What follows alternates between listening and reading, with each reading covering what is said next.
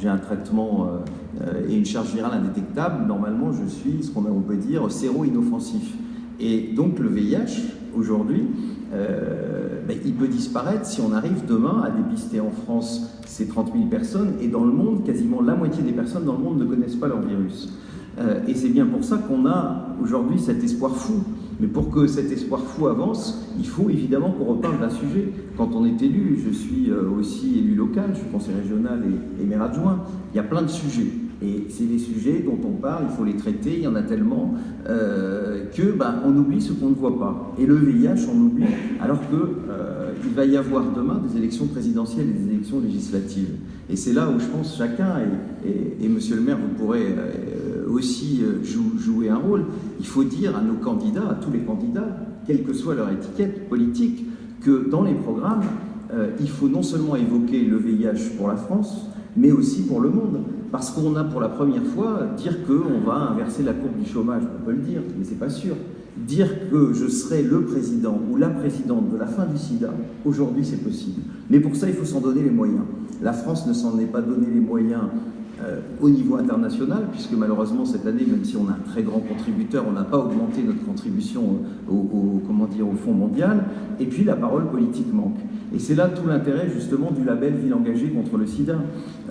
J'en connais ici certains que je vois depuis très longtemps, notamment notre ami le responsable d'Act Up, qui est là comme moi depuis longtemps sur le terrain. Et on voit au fur et à mesure d'ailleurs que ici vous avez une chance exceptionnelle, vous avez beaucoup d'associations qui sont heureusement très mobilisées. Depuis le temps que je fais des tours de France et que je vais dans d'autres départements, je vais dans des départements où il n'y a plus une association de lutte contre le sida. Et ce n'est pas parce qu'il n'y a plus de gens, au contraire, il y a plus de gens qu'avant. Il n'y a plus de militants. Et la parole politique n'est pas à la hauteur. Et c'est pour ça qu'aujourd'hui, on s'est engagé dans cette idée de label pour encourager les villes, d'abord pour les remercier, celles qui font quelque chose, que ce label, c'est pas un truc qu'on a comme ça, il y a un questionnaire, il y a un bureau national composé d'élus de droite et de gauche qui le décerne ou ne le décerne pas. C'est arrivé à plusieurs reprises que ce soit demandé et qu'on ne le décerne pas. Alors on est charitable, on ne dit pas les villes à qui on ne le fait pas parce qu'on veut leur donner une chance d'agir. Donc ici à Toulouse, il y a un vrai travail qui est fait, une volonté incontestable. Et en même temps, c'est aussi, et vous l'avez dit, monsieur le maire, le moyen de se donner aussi l'ambition d'aller aujourd'hui plus loin. Et l'ambition d'aller plus loin, c'est bien sûr le nerf de la guerre, et au niveau international, c'est ça, c'est l'argent qui manque aujourd'hui, mais ce n'est pas des sommes astronomiques, on peut les trouver. Vous savez, il manque 6 ou 7 milliards par an pour éviter qu'il y ait, rien qu'aujourd'hui, il y a 3200 personnes qui sont mortes du VIH. C'est quand même insupportable pour celles et ceux d'entre nous qui avons des traitements dans nos pays, qui pouvons vivre. Et dans les pays du Sud, il y a des gens aujourd'hui qui sont morts. C'est beaucoup plus de morts que le terrorisme, c'est beaucoup plus de morts que les guerres. Et donc, il faut se donner aussi les moyens d'aller plus loin. Et c'est, bien sûr, c'est de l'argent, mais c'est aussi la parole politique, les symboles qui sont importants. Les symboles, quand à Toulouse, aujourd'hui, on signe entre nous, entre responsables associatifs, entre militants, eh bien, les personnes séropositives qui n'ont pas envie qu'on sache, parce qu'elles ont peur d'être rejetées. Et c'est une vraie réalité aujourd'hui. Vous savez, avant, on était dans la compassion vis-à-vis des personnes séropositives. Aujourd'hui, on est dans le reproche, dans la culpabilité. C'est-à-dire qu'avant, moi, quand j'ai appris ma séropositivité, tout le monde était autour, en entourant, on était dans la compassion. Alors, on peut détester le mot compassion, mais il y a le mot passion dedans.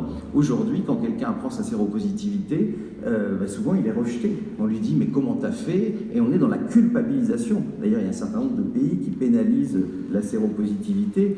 Et voilà, et c'est pour ça que cette parole aujourd'hui elle est importante. Faire connaître aussi les nouveautés dans la prévention. Quand je disais tout à l'heure qu'une personne sous traitement à charge virale indétectable, sans IST, est séro-inoffensive, mais personne ne le sait. Et je pense qu'il faut aussi qu'on le dise, parce que ça va changer l'image des personnes séropositives. Et donc ça, il faut qu'on en parle. Il faut qu'on parle des avancées dans la prévention, parce que la prévention, c'est plus que la capote. La capote reste un élément pour le préservatif déterminant, mais aujourd'hui, il y en a d'autres. Il y a la PrEP, et je sais que Aide et d'autres associations ici travaillent beaucoup, et puis le dépistage, qui est un élément de la prévention, et c'est pour ça qu'on a aujourd'hui un rôle pour que chacun sache comment se faire dépister. Les gens ne savent pas forcément. Et moi, je me souviens quand il y a eu des critiques sur l'autotest. Moi, je faisais aussi partie, j'étais au Conseil national du sida quand on a rendu un avis. Moi, au départ, j'étais opposé à l'autotest. Parce que je me disais, oh là là, apprendre sa séropositivité seul chez soi. Et puis, en regardant ce qui se passait, et puis en voyant ces 30 000 personnes qui ne connaissent pas leur statut, je me suis dit, il y a des gens, ils vont pas aller voir les associations, ils ne vont pas voir leur médecin, ils ne vont pas dans ce qu'on appelle maintenant les CGID. Et on s'est rendu compte que, oui, en un an, il y a eu 140 000 autotests, et dans les questionnaires, on apprend que plus de la moitié des personnes qui ont fait des autotests, elles ne seraient pas allées dans les autres, elles n'auraient pas fait de tests autrement. Donc aujourd'hui, on a tout à disposition. Il faut le faire connaître, il faut faire connaître le traitement post-exposition, quand même plus de 20 ans après son arrivée, il n'y a jamais eu de campagne nationale là-dessus. Quand vous demandez à un jeune dans la rue, ou à un moins jeune, qu'est-ce que tu fais si tu as pris des risques, la plupart du temps, ils vous répondent, quelques jours plus tard, j'irai faire un test, ce qui n'est évidemment pas du tout la réponse. Et donc on voit que dans ce domaine-là, aujourd'hui, la parole, la prévention, tout ça ne coûte pas très cher au final. Mais évidemment, quand il n'y a pas de parole politique, eh bien, on stagne. Et aujourd'hui, il faut qu'on arrête de stagner parce que la France, elle peut être une France sans sida. Et pour ça, il faut qu'à tous les niveaux, de Toulouse, de la région, chaque ville, chacun s'empare de cet objectif de faire un Toulouse sans sida. Eh ben moi, je crois qu'un Toulouse sans sida, c'est possible, en 2030 aussi. Et ça, il faut qu'on le fasse tous ensemble, au-delà de nos différences politiques, sociales, etc. Parce que cette question-là, il ne faut pas qu'elle retombe dans le débat politicien. Moi, quand j'ai vu cette campagne, quand j'ai entendu certains propos, ça m'a fait très peur parce que j'ai eu l'impression que c'était un retour en arrière. Moi, je me rappelle Michel Barzac, quand elle a décidé, c'est quand même ça, jusqu'en 87, la publicité sur les préservatifs était interdite. Et que quand elle a décidé d'autoriser la publicité sur les préservatifs, pour se souvenir de ce qu'on a entendu, j'ai eu un peu l'impression de réentendre, avec la campagne nationale qui a été faite il y a quelques semaines, les mêmes propos. Alors il faut qu'on dépasse les clivages là-dessus, parce que sinon on ne s'en sortira pas. Si on met de la morale dans la prévention, on sait bien que ça ne fonctionne pas. Et puis voilà, et il faut que les élus locaux, je sais bien, ce n'est pas leur compétence, mais il faut qu'ils s'engagent, et c'est important qu'ils le fassent. Et dans une ville comme Toulouse, symbolique, ville de la jeunesse, ville, vous l'avez rappelé, qui attire énormément, une des villes françaises qui attire le plus, je crois actuellement qu'il y a beaucoup de jeunes grâce à ces lycées, et qui a la chance d'avoir des militants qui ont continué à se battre et des associations très nombreuses.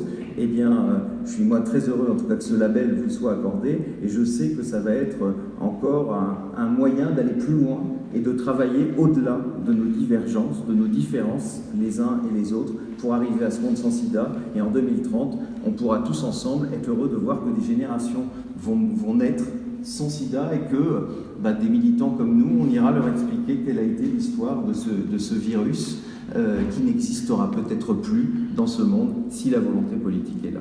Je vous remercie.